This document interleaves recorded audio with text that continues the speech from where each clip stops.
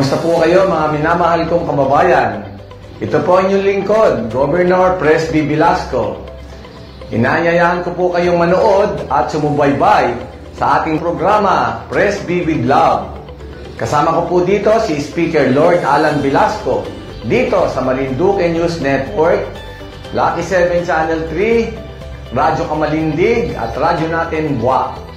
Atin pong tatalakayin at bibigyan linaw ang mga isyong napapanahon kaugnay po sa ating mahal na lalawigang Marinduque. Maaari po kayo magpadala ng inyong mga katanungan at suwestyon sa aking official FB page, Governor Presby Velasco, Province of Marinduque, o tumawag o mag-text sa telepono 0930-510-2411. Patuloy po tayo mag-ingat mga kababayan at manalangin po tayo na sama-sama nating malampasan itong krisis at pandemyang ito. Pagpalain po kayo ng ating Panginoon. Praise be with you.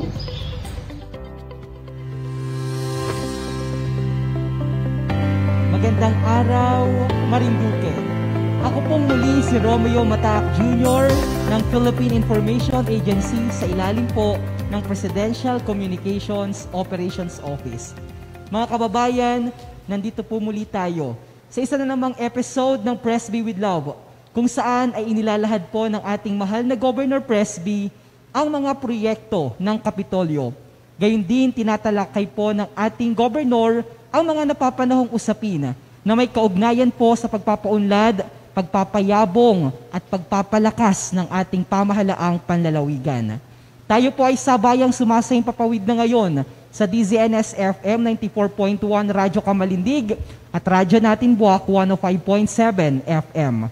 Napapanood din po tayo sa Marinduque News Network, Lucky 7 Channel 3 at naka-live na po tayo at naka-simulcast sa mga social media platform ng PIA Marinduque, sa official Facebook page ni Governor Presby, ang Provincial Government, Governor Presby Velasco, Province of Marinduque. Inaanyayahan po kayo ng ating Governor Presby na makilahok, makibahagi sa ating pong programa sa pamamagitan po ng pagpapadala ng inyong mga komento at mga katanungan para po sa ating gobernador gamit po ang mga numerong 0930-510-2411 o sa pamamagitan ng pagpapadala naman po ng inyong mga concern sa ating comment section box. Mga kababayan, narito pong muli ang ating masipag na gobernador, Governor Presby. Salamat, Romy. Isang mapagpalang araw po ulit, mga kababayan, sa ating magandang lalawigan ng Marinduque. At salamat po sa panonood o pakikinig sa ating programang Presby with Love. Ano po? At natural, kasama po natin ang Love, si Speaker Lord Alan Velasco. At katulad po ng dati ay maririnig po tayo sa Radyo Natin Buwak at sa Radyo Kamalindig. At nandun po ang ating DJ Yash na katulong po sa ating pagpapabigay ng mga ulat sa nangyayari sa ating lalawigan. So, patuloy po tayong manood at makilahok. Out of course, itong Marinduque News Network po, Lucky 7 Channel 3. Palagi po tayong manood at ito na nga po ang ating programa, Presby with Love. Kagaya po, Governor, nang nakaugalian na po natin dito sa ating programa, ang pagbibigay po ninyo ng update sa ating pong COVID situation sa lalawigan. Ano po ang latest update dito? Well, ang total cases po ng COVID as of September 15, 2021 ay 2,395. No po? Yan po yung total na kaso, pero nagsimula po ang bilang niyan simula pa po nung isang taon, mga Marso 2020. Ang total active cases po natin ay 302. Nung September 13 po ay mga 376 yan.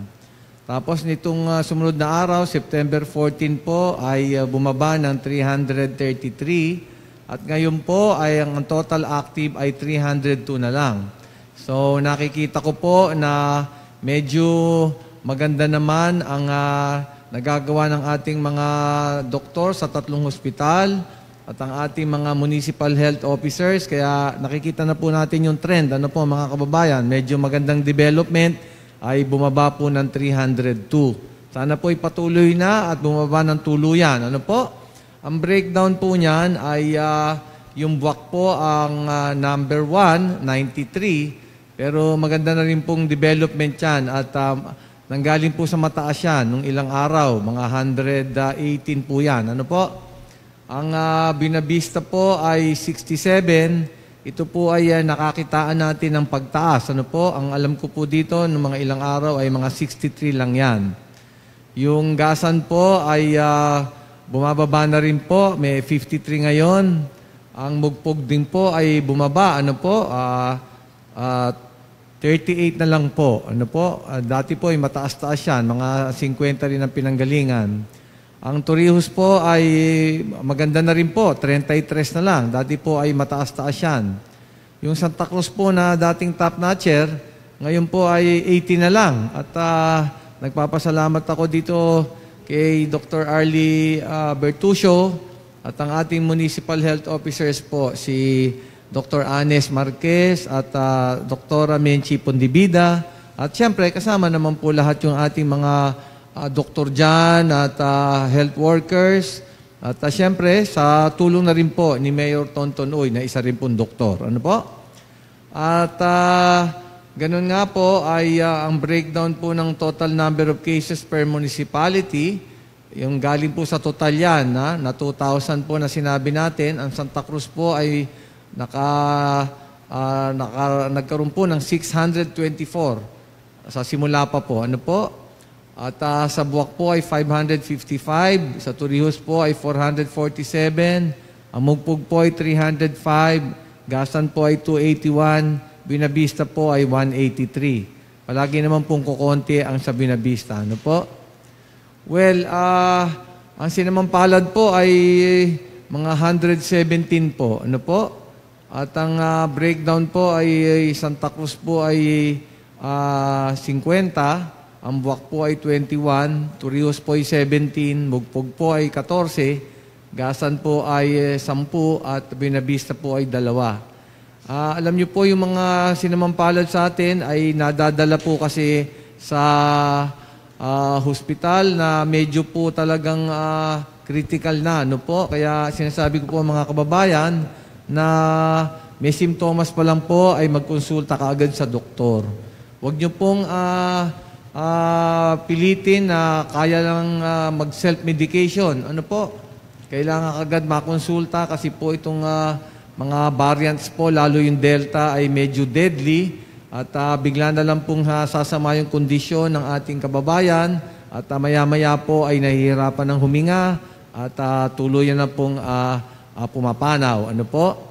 Ang mga variants of concern po ay yun din pong Delta pa rin ang top notcher. Ano po? At nandyan din po yung Beta. Meron din pong mga ilan yan. At yung Alpha rin po ay number 3 po yan. Yung Theta po ay parang Philippine variant po yan. May dalawang variant lang o kaso pong nakita. Ano po? Pero sa pinaka-deadly po talaga ay yung Delta variant na nakikita po namin na napakabilis pong makahawa. Kaya po tayo ay mag-ingat dito sa Delta variant at pati na rin yung ibang variants. Ano po? So, ganyan po ang sitwasyon natin sa ating datos sa mga kaso ng COVID-19 virus. Sa vaccination naman po ay marami naman po tayong nakuha ng mga doses galing po sa COVAX. Nagpapasalamat po tayo kay Secretary Duque at kay Secretary Galvez. Ano po? Meron po tayong total na 103,000 doses. Ang breakdown po niyan, ang pinakamarami nating nakuha ay Sinovac. At tapos AstraZeneca po ay 12,000. Yung Sinovac po, 72,000 na po yan. Mga Johnson po, 9,000 pa lang. Sinopharm po ay 10,000. Ano po? Pero nakikita po natin, darating na po yung mga Pfizer na marami. So, naghahanap po tayo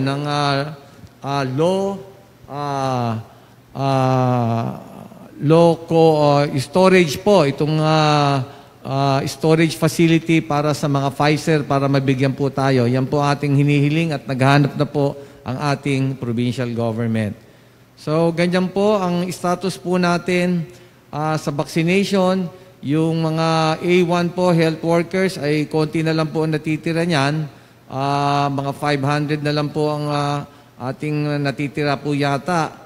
Yung A2 po na senior citizens po ay mga 60% pa po ang babakunahan natin dyan, mga senior citizens. No? Ulitin ko po, kung mari po ay pag meron na pong bakuna, bakuna ka agad. At ang tinatamaan po ay yung hindi vaccinated. Ano po?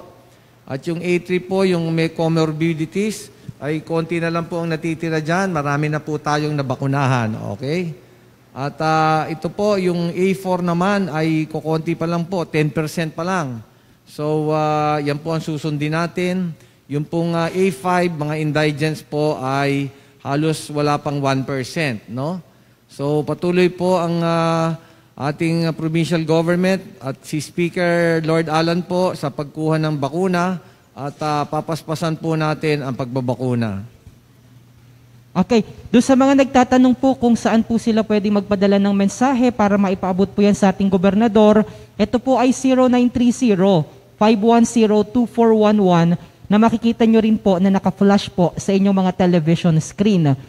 Governor, nagtatanong po yung ating mga kababayan, kumusta daw po yung update o yung lagay nito pong ating molecular laboratory facility? Inaapura po natin yung lisensya at palagay ko po baka itong next month po ay baka mapaayos na po at makuha po natin yung lisensya. Alam niyo naman po, napakarami talagang requirements pero tinututukan po natin yan at katulong po natin dyan ng DOH. Yung Gene Expert machine naman po ay available na. Ano po? So baka next month po ay mapaandar na po yan sa palagay ko po. Kaya ano na po tayo, dapat RT-PCR na po tayo, hindi na po tayo yung antigen test. Governor, maliban po sa usaping COVID-19, vaccination rollout at mga ginagawa po ng ating pamahalaang panlalawigan sa paglaban sa pandemya, kamakailan nga ni po ay ginunita po itong September 13, ang ika-121 taong pagdiriwang ng makasaysayang labanan sa Pulang Lupa. Kumusta po yung naganap na celebration natin dito, Governor? Umattend po ang gobernador nyo nitong selebrasyon ng Battle of Pulang Lupa. Nagkaroon po ng misa dyan po sa Torrijos Church. Ano po? At pagkatapos po noon ay tumuloy po tayo dito sa lugar mismo ng Pulang Lupa na kung saan naganap ang makasaysayang labanan ng mga Pilipino kontra sa mga American soldiers. Nandun po si Mayor Lorna Quinto Velasco, kasama po ang si Vice Mayor Ricky De Galicia, at yung mga bukal pong nandun, mga bukal, ay hindi po, ay itong mga konsihal, ay nandun po sila Primo Pamintuan, si Joel Rehis, si Iday Pastrana po, at si sino pa ba yung nandun? Isa. Anyway, mga konsihal po ay nandun at yung mga opisyalis po, at ang ginawa po natin ay nagpunta po tayo doon, nag-aalay ng bulaklak sa ating mga heroes nung panahon na yon. Ito po ay napaka-importante sa laban natin sa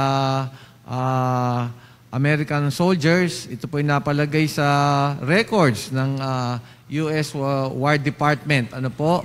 Na ni-record po nila na ito yung isang laban ng Pilipino na sundalo na nanalo dyan sa mga sundalong Amerikano. At itong ating pong mga kababayan sa Torrijos ay pinangunahan ni Colonel Maximo Abad na siya pong ating hero. At kaya nga po yung PNP facility natin ay pinangalanan sa kanya.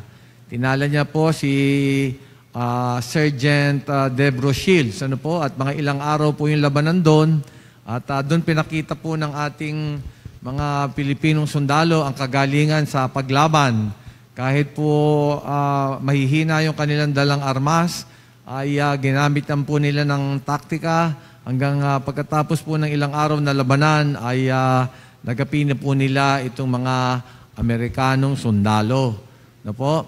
Pero talaga pong pinagtulungan po itong panalo na ito kasi po pati po yung mga tao doon sa Torrijos, galing po sa Santa Cruz ay talagang minonitor po nila yung galaw ng mga Amerikano at ginamitan po ng napakagandang estratehiya. Ano po? At siyempre ginamit po nila yung mga high ground doon sa Torrijos. Makikita niyo po sa pulang lupa yan pag pumunta kayo. At doon po nila tinalo sa galing kahit po mahihina yung kanilang dalang armas. So ito po ay dapat ating gunitain at ating pamarisan itong ating mga bayani na nagpanalo dyan sa Battle of Pulang Lupa, na lalo po sa panahon na ito ng pandemic ay isang may mabigat tayong kalaban sa virus na yan na COVID-19 at nagkaroon pa nga po ng mga mutations, may mga variants. So kailangan po tayong galingan ang ating pakikipaglaban. Katulad po nila noon, united po sila at sama-sama. At yun lang ang paraan para magapi po ang isang kalaban na medyo superior ang kakayahan sa labanan. At itong virus po ay talagang matindi, hindi nyo nakikita. At paiba-iba pa nga at masyadong talagang magaling umatake. At marami na po tayong pumanaw. So mga kababayan, dito natin natularan itong ating mga bayani dito sa Battle of Pulang Lupa na kailangan po nating sumunod sa ating mga regulasyon at mga resolutions at protocols at magkaisa para po magapi ito. Kung hindi po tayo susunod at marami pong pasaway, palagay po matagal-tagal pa itong laban na ito. So ganyan po ang nangyari noong September 13 na sinilibra na ang 121 years ng labanan sa battle sa Pulang Lupa sa Torrijos, Marinduque.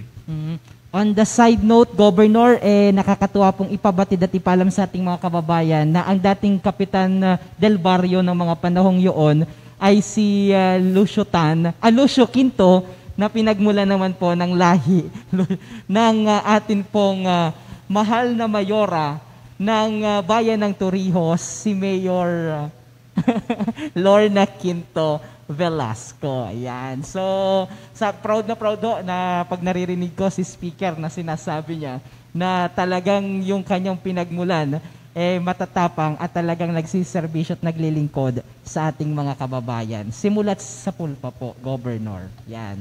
So, Governor, ito pong kamakailan din po ay nagkaroon ng turnover ceremony para naman po sa bagong municipal police station sa bayan din po ng Torrijos. Kumusta po yung naging pagdalo ninyo dito? At I understand binisita din po tayo ni Regional Director ng Mimaropa, PNP.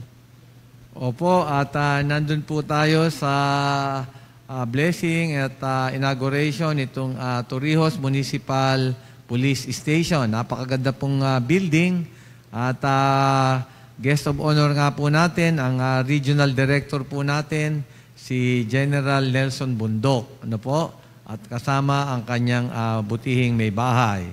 At ang kwento niya nga po ay nung deputy pa lang siya sa region ng Mimaropa ay nasimulan na po ang paggawa nitong Torrijos Municipal Police Station at inabot po ng 2 taon. At kaya nung siya na po ay Regional Director ay pinursigi niya po itong pagtatapos nitong ating police station na bago.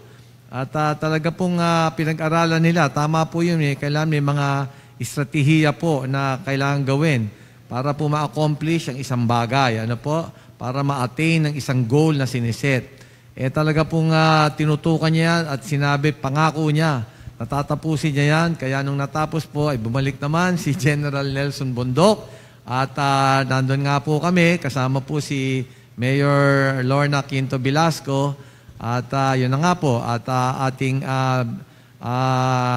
binindisyon na po ng pare itong Torrijos Municipal Police Station. Ang sabi ko nga po doon, maganda po yung building, pero ang pinaka-importante po dito ay yung mga tao po na tumatao diyan sa police station na kailangang sila ay magpatuloy ng pag-angkin ng mga skills at saka knowledge at saka technical know-how para po mapababa kung ang mga ilang krimen na nagaganap.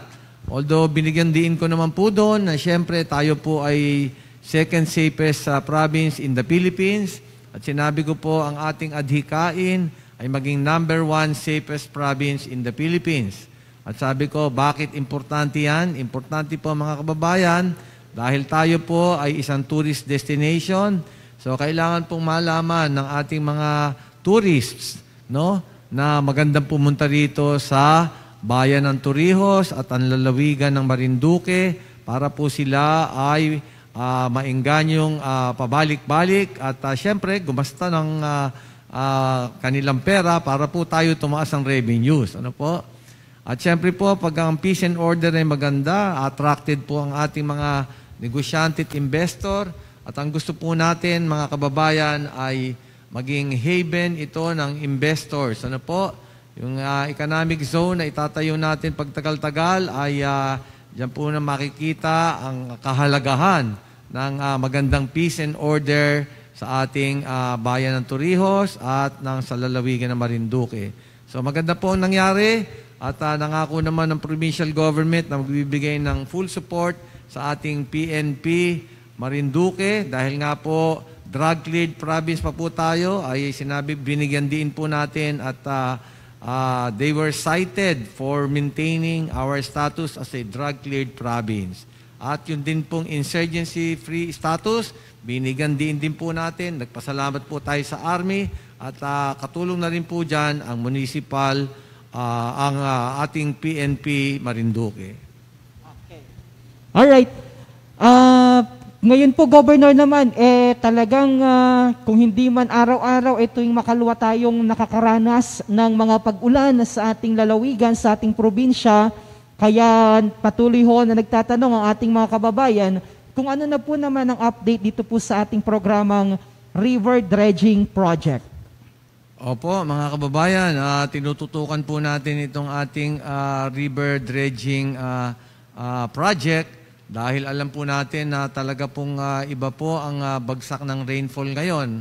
Sa katunayan nga po, nung dumaan si Julina ay mabigat din po ang rainfall. Kaya po nakakitaan tayo palagi ng excessive flooding at tapos ay nag-overflow po yung tubig sa ating mga rivers.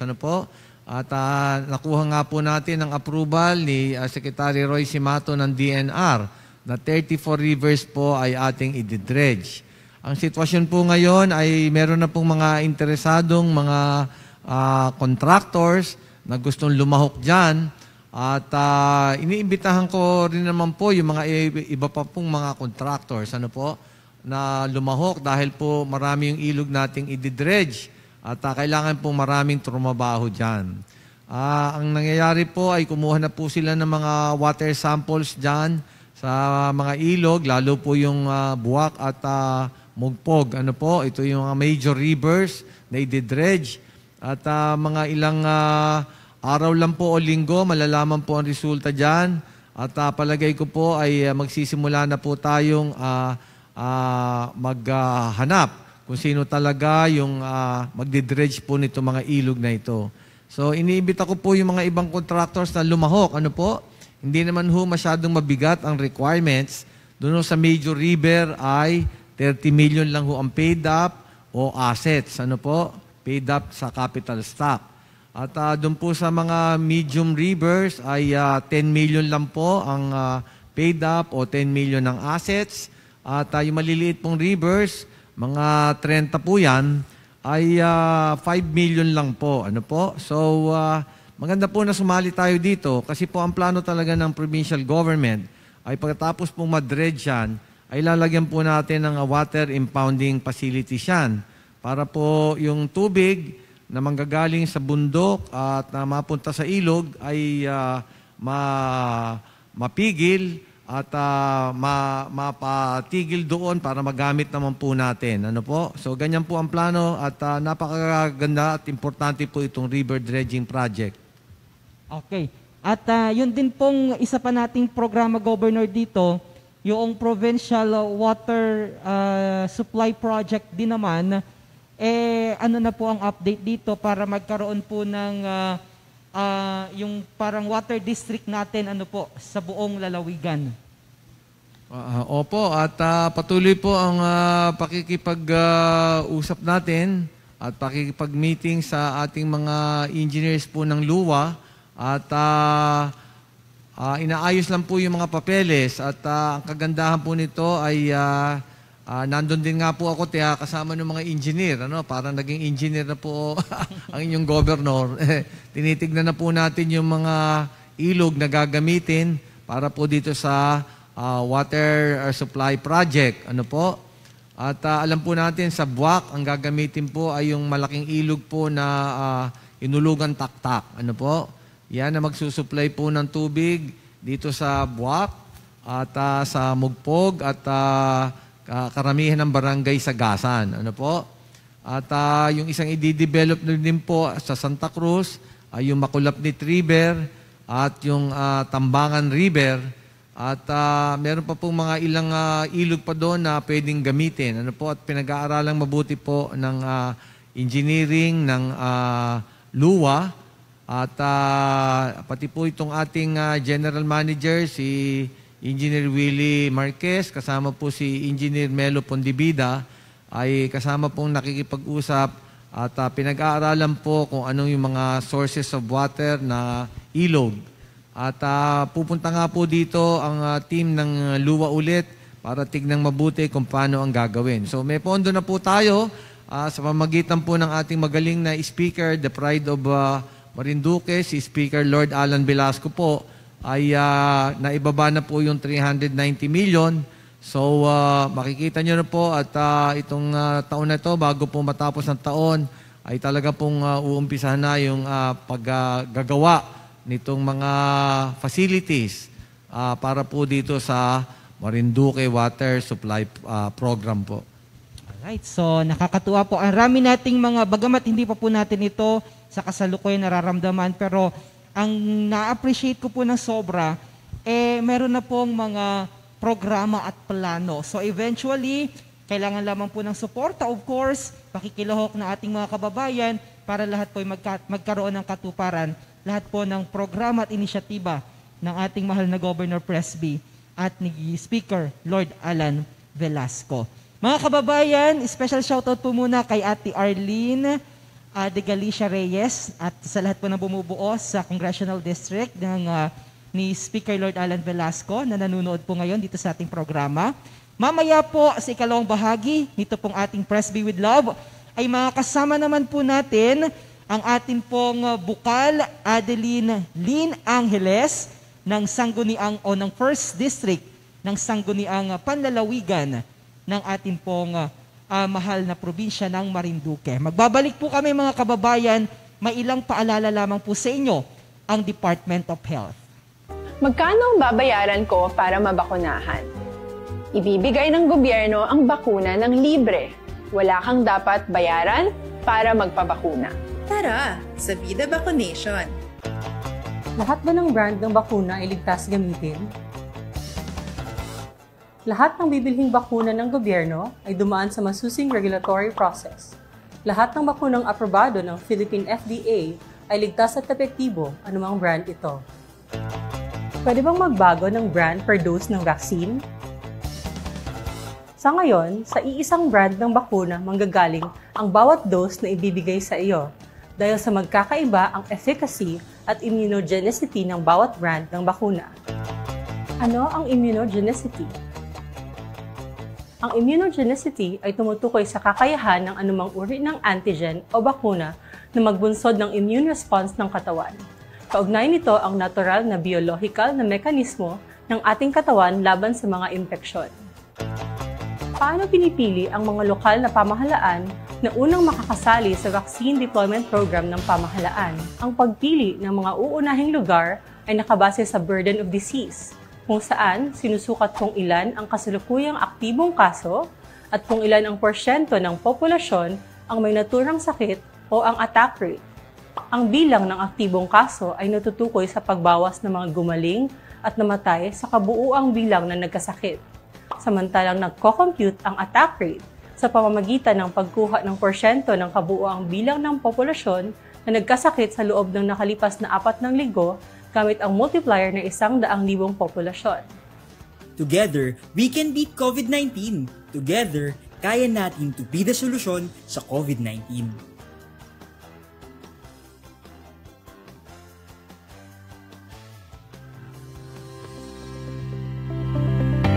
At mga kababayan, muli po tayong nagbabalik sa ating pong programang Press B with Love.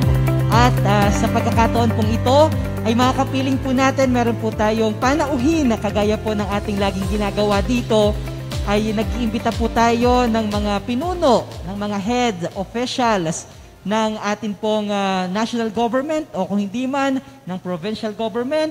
At gayon din po, ngayon kapiling po natin ang majority floor leader at senior board member ng Sangguniang Panlalawigan o ng 5th Sangguniang Panlalawigan, si Bukal Adeline Angeles. Bukal, magandang araw po. Welcome po sa Press B with Love. Magandang araw po sa ating ginagalang na Gov Press B. Marami pong salamat for inviting me dito po sa inyong programa, Press B with Love, kasamang Myong.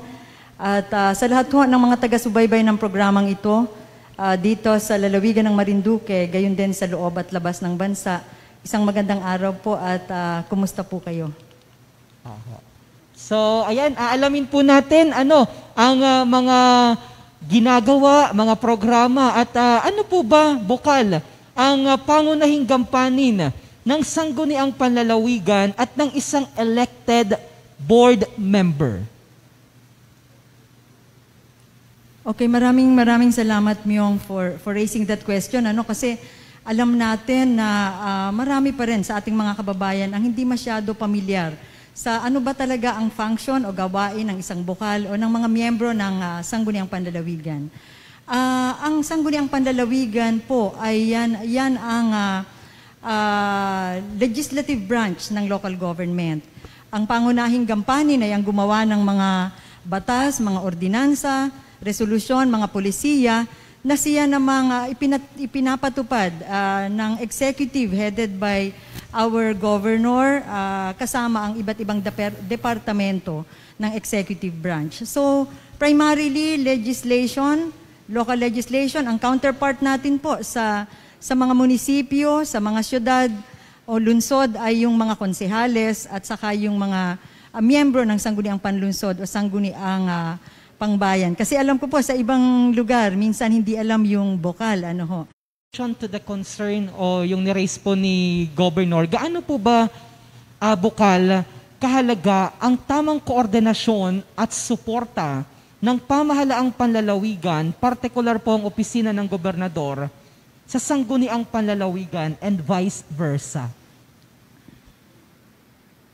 Okay, kasamang Myong, very important na maayos ang relasyon and coordination ng executive at legislative, ng tanggapan ng gobernador, gayon din ng Sangguniang Panlalawigan. Kasi kami, sa Sangguniang Panlalawigan, we are independent from the executive. May sarili kaming proseso, independente kami sa aming trabaho. However, ito yung tinatawag na independent yet interdependent. Hindi rin pwedeng talagang walang pakialaman sapagkat ang aming output, yun ang mag-i-implement ay ang executive. At ang executive, nais kong pasalamatan ang si Gov Press B, sapagkat ako ho ay maglalabing 2 taon na naging bukal ng pamahalaang Panlalawigan ng Marinduque. At nakita ko ho yung kanyang initiative talaga to have harmonious relationship with the Sangguniang Panlalawigan in the performance of our function. Nagpapatawag siya ng mga tinatawag na executive legislative meetings na sa totoo lang ho, sabi ko nga po, magto 12 years ho akong naging bukal. Sa kanya lang hong administrasyon, hindi ho sa binobola natin ang ating gobernador, ano, pero sa kanya hong administrasyon, na experience ko, yung merong executive legislative meetings, para kung ano yung kailangan niya sa kanyang ini-implementa, para maging efficient, anong suporta ang kailangan niya from the provincial government, from the Sangguniang Panlalawigan, nasasabi niya sa amin. Gayon din naman kami. Yung aming mga plano sa sanggunian ay naipaparating din namin sa tanggapan ng gobernador early. And thank you rin, Gov. Presby, kasi you've been very supportive to the Sangguniang Panlalawigan. Nung una, naalala ko pa, 1998, nang una akong maging bukal kasamang Myong, sus ko, wala kaming sariling kahit opisina. Wala kaming sasakyan. Ang aming staff ay isa na casual.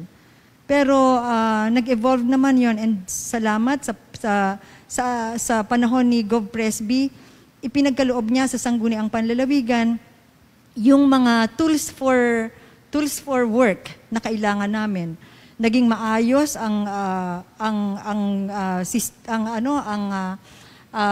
nagkaroon kami ng legislative staff at saka driver na co-terminus. Naging medyo supportive ang gobernador sa mga pangangailangan ng mga bukal. Kaya wala kaming dahilan para magtamad. Nakakahiya sa gobernador sapagkat he has been very supportive sa mga pangangailangan ng mga bukal para maging efficient and effective ang aming trabaho bilang bukal. So, para lubusong maintindihan ng ating mga kababayan, lalong-lalo na yung ordinaryong mga mamamayan,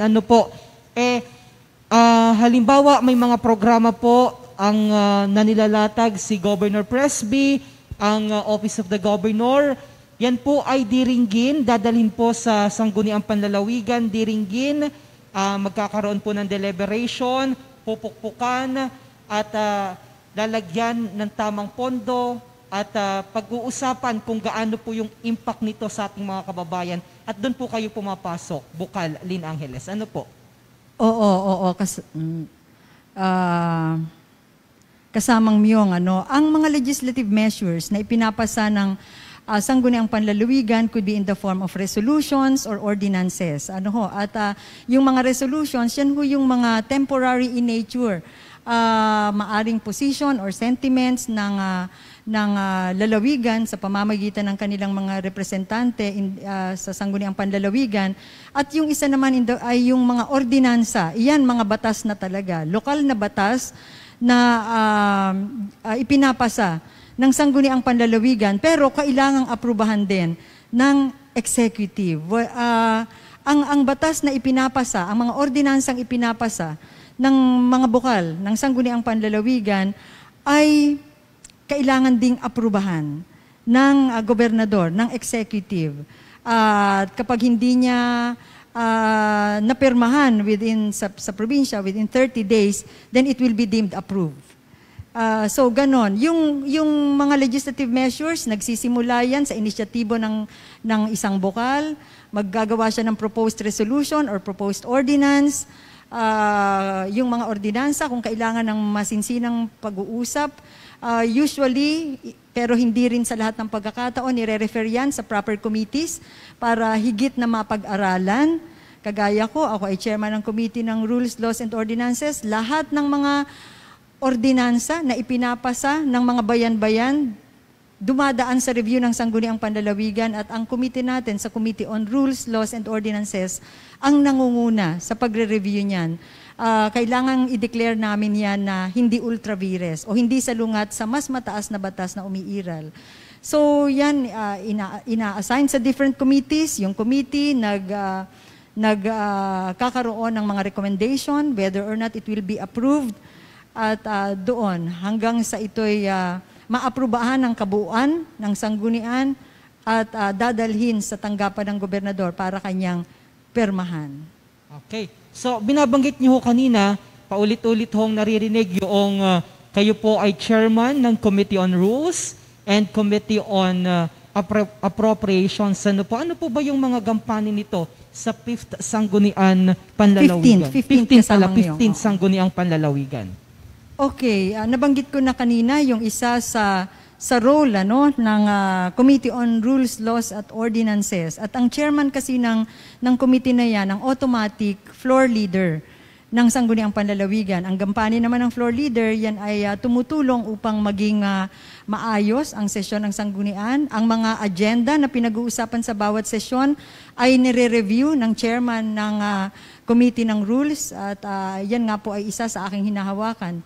At yung committee niya na rin, ang mahalaga na binanggit ko kanina, lahat ho ng mga ordinansa na ipinapasa naman ng bawat bayan, ng mga konsehales ho ng Santa Cruz, Torrijos, Buwak, Buena Vista, Mogpog, lahat ho yan ay kailangang i-review ng Sangguniang Panlalawigan to be operative. Ngayon, kailangang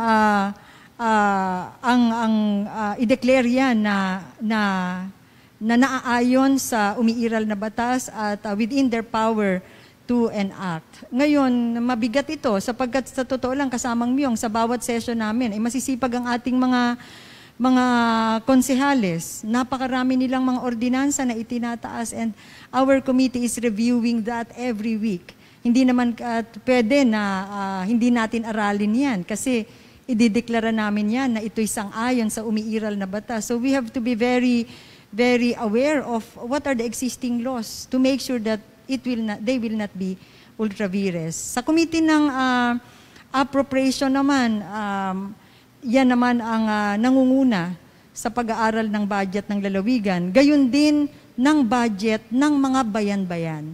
Sapagkat po yung mga budget na ipinapasa ng mga sangguniang bayan, ng 6 na bayan, nire-review rin ho yan ng Sangguniang Panlalawigan.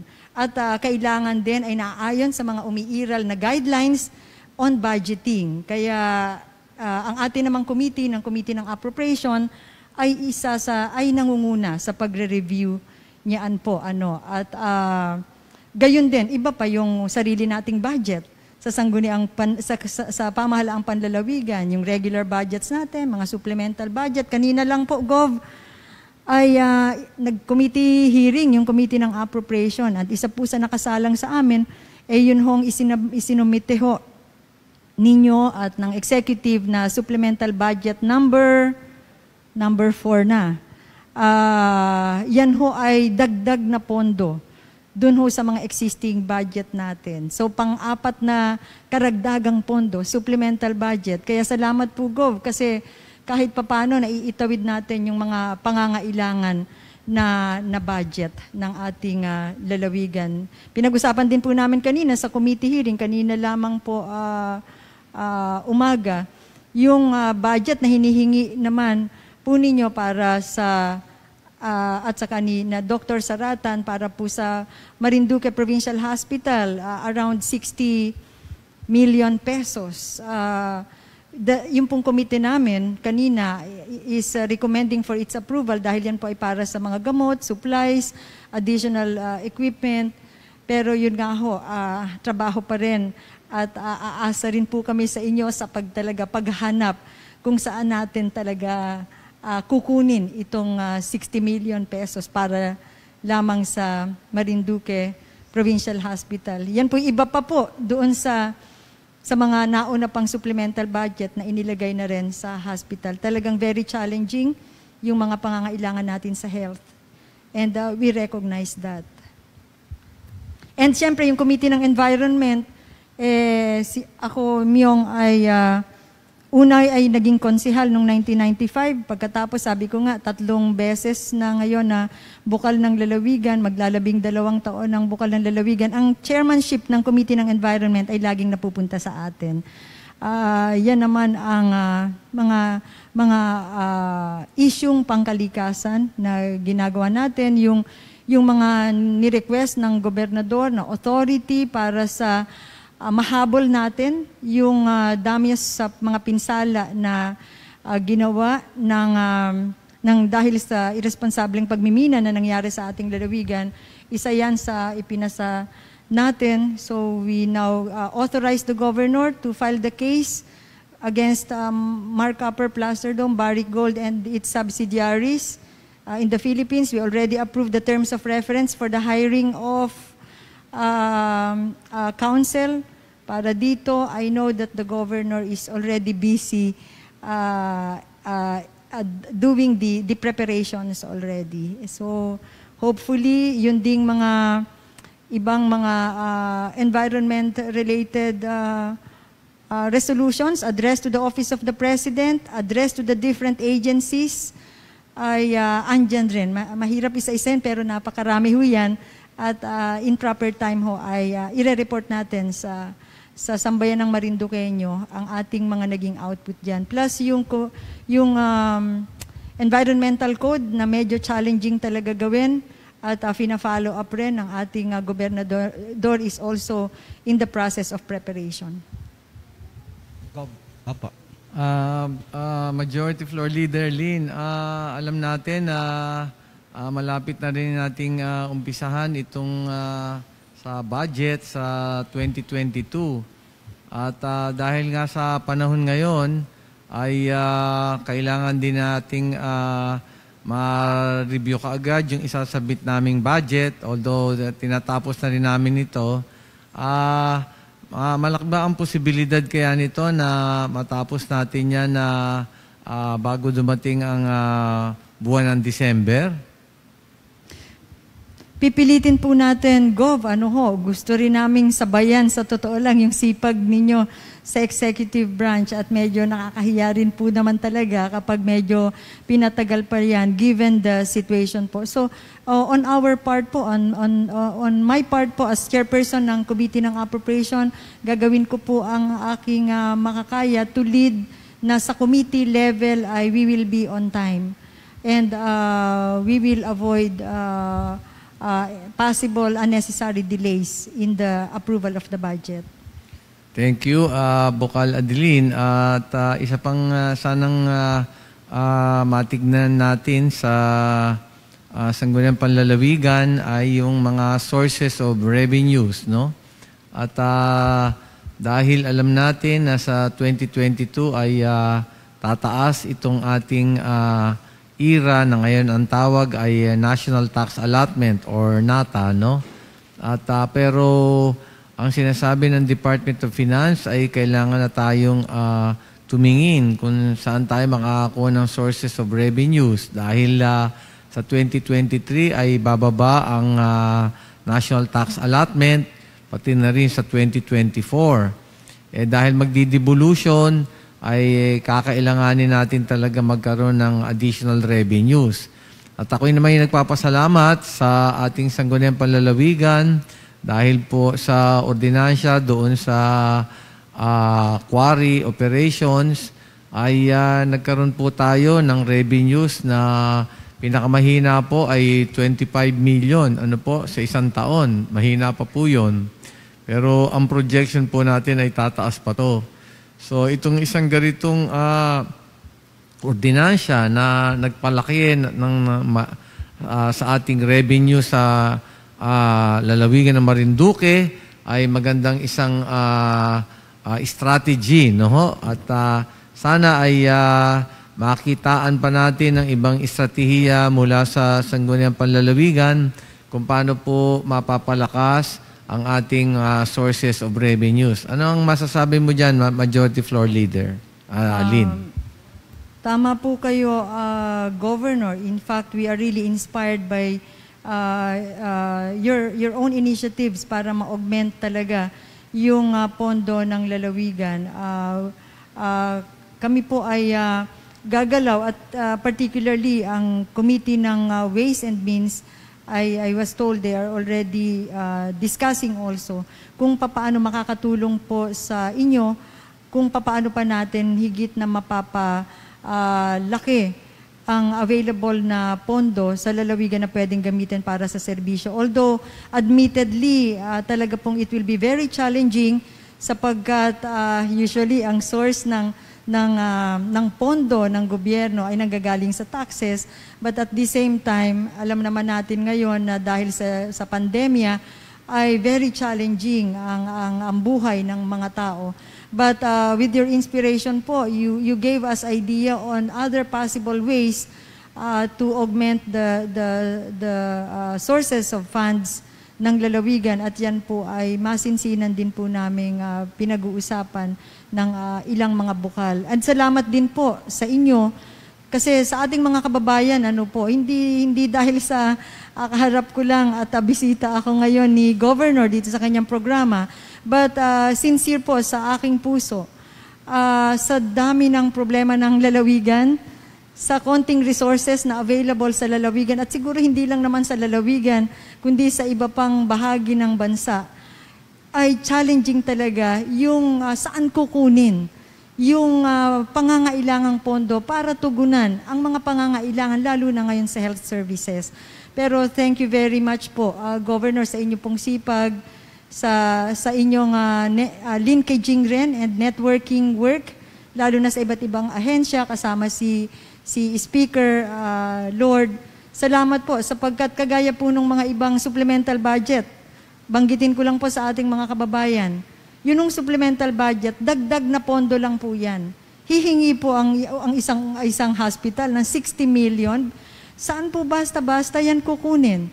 Pero salamat po, nagagawan ho ng paraan na makuha ang ilang pondo sapagkat may mga pondo naman mula sa national government na naiitakip doon sa mga pangangailangan. Bigyan ko po kayo ng isang example. Doon ho, Governor, kung naalala po ninyo, yung livelihood na ilang livelihood assistance na naibibigay. Nakasama rin ho sa aming pinag-usapan kaninang umaga, yun hong 35 million livelihood assistance na inyo hong nakuha sa pamamagitan ng inyong representasyon sa DBM rin, para rin sa national government, para sa tulong para makabangon din ang ating mga kababayan na naapektuhan ng iba't ibang typhoon, among other calamities.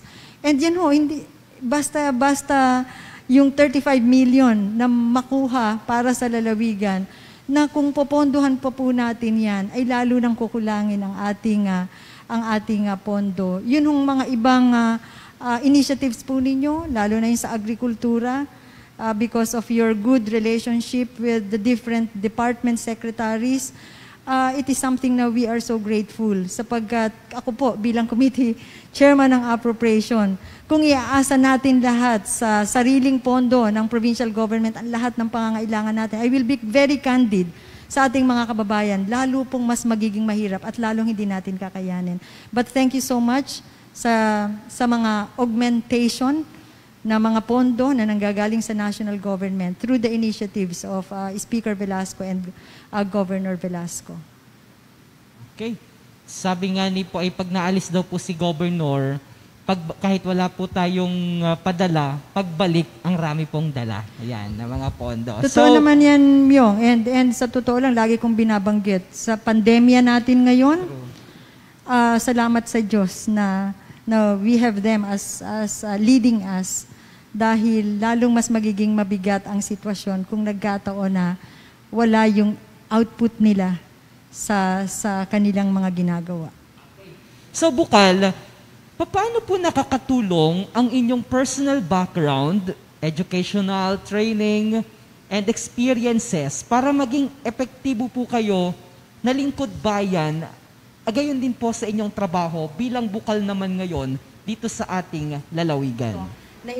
Okay, kasamang Myong, mahalaga, naging napakahalaga. Tayo ho ay magtatapos na sana ng abogasya, nag-aral tayo ng abogasya, medyo napunta lang sa politika, kaya yung ating 1 year natitira pa sana, hindi na naituloy. But it became very helpful for me. Kasi paggawa ng batas at pagre-review ng batas ang ating main function bilang lokal na mambabatas. So nagagamit natin ang ating pinag-aralan. Ikalawa, yung ating background na naging konsehal ng bayan. Pagkatapos almost 12 years na naging bukal ng lalawigan, we have such familiarity of the government operations ng provincial government. At tingin ko ay malaking bentahe sa aking pagfa-function ngayon sa 3 committees ko. Kasi alam ko ang kwento ng provincial government simula noong 1998 nang una tayong maging bukal. Not to mention na tayo ay medyo naging very active sa civil society work, sa mga civic work. So, gamay din natin yung sentimiento at mga pinagdadaanan ng iba't ibang sektor at ng mga iba't ibang ahensya. All of this became very useful sa ating legislative work. Alright, nako, ang rami ho nating nalaman, ang dami natin hong nakuhang mga impormasyon sa mga gampanin at mga mahalagang partisipasyon ng Sangguniang Panlalawigan sa pagbalangkaso at pagbuo ng isang mayaman at asensadong lalawigan. Bukal, alam ko marami pa po kayong naisipaabot sa ating mga kababayan, pero I understand, meron ho kayong bagong programa na na-launch nyo na po sa radyo natin Santa Cruz at dito rin po sa Marinduque News Network at sa radyo natin Buwak sa mga susunod na araw. Imbitahan o anyayahan nyo po silang sundan kayo at panuorin po kayo sa inyong programa. Maraming salamat for reminding kasamang Myong. Iniimbitahan ko ang lahat ng sumusubaybay dito sa programa ni Gov, Presby with Love, na subaybayan rin po ninyo. At mahalin ang programang ating sinisimulan, ang Lynn Angeles on Board, na nagsimula na ho sa radyo natin Santa Cruz, at magsisimula rin sa radyo natin Buwak. At magkakaroon din tayo ng programa sa Marinduque News Network, at lahat yan ay live din on Facebook. Sana po, kung medyo minahal ninyo ang programa ni Governor Presby, ay subaybayan nyo rin po ang ating programa. At maraming salamat, Gov, sa pag-imbita po ninyo sa akin dito. It's really an honor working with you po. Wala pong halong, I sincerely, from my heart, at binabanggit ko na po sa ating mga kababayan. I'm really so grateful to have a governor leading us dito sa lalawigan who is solution-oriented, very diplomatic, at very fatherly. Yun po mahalaga sa kababayan na sumusubaybay dito sa programa ni Gov at saka ni Speaker, Presby with Love. Alam niyo ho, ako ay isang bukal sa Sangguniang Panlalawigan. Nais kong banggitin sa inyo kung anong uri ho ng bukal, kung anong uri ho ng mga miyembro ng Sangguniang Panlalawigan ang inyong pinagkakatiwalaan tuwing eleksyon. Yan ho ay makikita sa kung papaano siya gumagalaw sa sesyon at kung papaano niya ginagampanan ang kanyang mga legislative function. Malungkot lang ho, minsan, sabi nga ng staff ko, minsan, bakit ka nagsisipag masyado, hindi naman niya nakikita ng tao. Pero ang akin hong nais banggitin sa inyo, sabi ko sa kanila, whether nakikita ng tao o hindi, whether na-appreciate nila o hindi, we will just do our thing. So marami pong salamat sa inyo and rest assured na yung pagtitiwala ninyo sa amin ay amin pong iniingatan. Maraming salamat, Go, for inviting us again. For inviting me again. Ay, by the way, bago po tayo, Gov, okay lang ba? Nagpapabati kasi yung aking angel, si Lynn Angela Isabel. Birthday po niya kahapon at excited po siya na ako'y mag-guest po dito sa inyong programa. Hi, Angel. Alright, thank you so very much. Bukal Adeline Lynn Angeles, ang Senior Board Member at Majority Floor Leader ng 15th Sangguniang Panlalawigan. And looking forward for more collaboration with you. Governor, last po, inyayahan po ninyo yung ating mga kababayan dahil kanina po nagkaroon tayo ng coordinating conference with the COMELEC dahil hanggang September 30 na po ang last filing ng voters registration. Imbitahan niyo po, Governor, ang ating mga kababayan. Nagkaroon nga po kami ng briefing mula sa COMELEC at sinabi nga po ang deadline ay September 30. At yung nga pong hindi pa nakakarehistro ay ating pong iniimbitahan magparehistro. At ating pong pinapaalam at binibigyan din mga kababayan, lalo na po yung hindi pa na-registered voters, na ito na ang panahon para makapag-exercise kayo ng inyong karapatan na bilang sovereign authority ng bansa. At kayo rin ang sovereign authority dito sa ating lalawigan. Kaya dito lang ho nakikita ang karapatan ng isang mamamayan na ipakita na kayo ang hari dito sa lalawigan at pati sa bansa. At nagagamit nyo yung karapatan na yan tuwing halalan. Kung hindi po kayo nakarehistro, ay hindi kayo makakapamili ng mga tamang mamumuno sa inyo at apektado po ang buhay nyo, apektado ang pag-unlad ng bayan at ng lalawigan at ng buong bansa. So magparehistro po tayo. At yun nga po ay nagpapasalamat po ako sa Professional Regulatory Commission na pinangungunahan po ng ating kaibigan, Chairman Popoy Pilando, na darating po nitong Miyerkules at sila po ay magbibigay ng exam dito sa licensure examination for professional teachers. Ano po? Sa linggo po yun, September 26, 8 to 5 at saka 8 to 5 po. At gagawin po sa Marinduque National High School. At yan po ay naganap at magaganap dahil po sa ating representasyon sa Professional Regulatory Commission. At dahil po kilala naman natin ang chairman, si Chofilo Pilando. Ano po? At ako po ay nagpapasalamat sa ating bisita, si Senior Board Member at Majority Floor Leader Adeline Angeles, sa mga naipasa na pong ordinansya at resolusyon ng Sangguniang Panlalawigan at ng buong Sangguniang Panlalawigan, sa napakalakas na tulong po sa executive branch, sa opisina po ng Provincial Governor, at ang dami na po nilang naipasa na ordinansya at mga resolusyon na talaga pong sumuporta sa mga programa at mga proyekto na talaga naman pong makakatulong para sa ikauunlad ng ating mahal na lalawigan. At maraming salamat din po sa malakas na suporta dito sa laban natin sa COVID-19. At narinig nyo po talagang malaking pondo ang ating mailalaan dito sa laban na ito.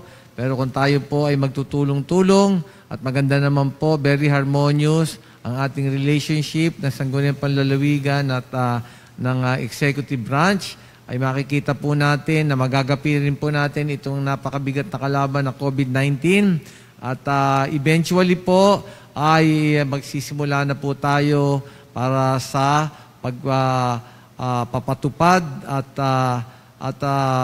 pag-realize po ng ating layunin na umunlad na mabuti ang ating mahal na lalawigan ng Marinduque. So yan lang po at Miyong, katulad po ng dati ay pinapaalanan ko po ang ating mga kababayan na sumunod po dito sa ating minimum health protocols at tapusin na po itong laban ng COVID-19. Maraming salamat po. Thank you so much, Governor Presby and Speaker Lord Alan Velasco. And bago tayo magtapos, nais po nating basahin ang mensahe po ng Kapitan ng Barangay Banot, si Kapitan Kaylen Lane Rinan de Villena. Yan si Governor, salamat po sa napakasipag at maayos na paglilingkod sa ating mga kababayang Marinduqueño. Keep safe po and God bless. At dito na po nagtatapos ang ating pong isa na namang episode ng Presby with Love. Maraming salamat po sa ating kapatid na Blair Di Maano sa paglalaan ng kanyang oras at talento para po sa ating mga programa at sa pagsuporta kay Governor Presby. Magkakitaan, magkarinigan pong muli tayo sa susunod na Huwebes sa kaparehas na oras at himpilan. Ito pong muli ang Presby with Love. God bless everyone.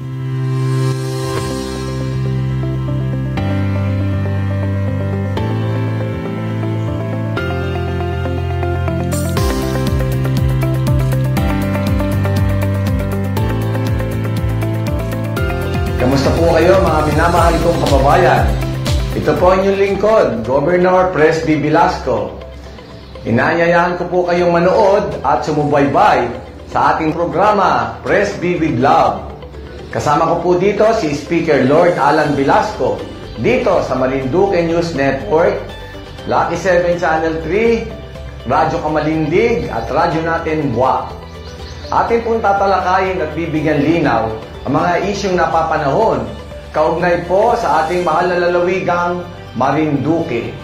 Maaari po kayo magpadala ng inyong mga katanungan at suwestyon sa aking official FB page, Governor Presby Velasco, Province of Marinduque, o tumawag o mag-text sa telepono 0930-510-2411.